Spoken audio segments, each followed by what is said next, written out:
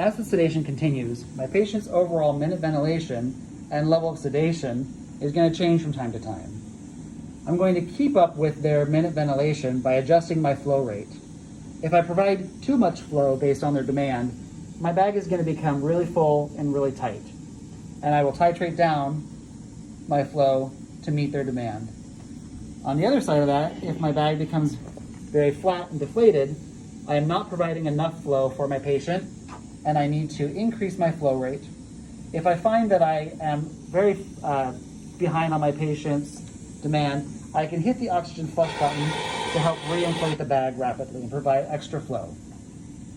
For sedation, if my patient needs more sedation, I can turn the dial to the left to increase the overall percentage of nitrous being delivered.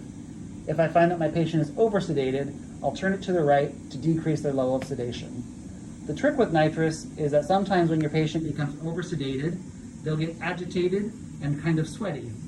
If you see this, oftentimes turning down your nitrous will improve their level of sedation.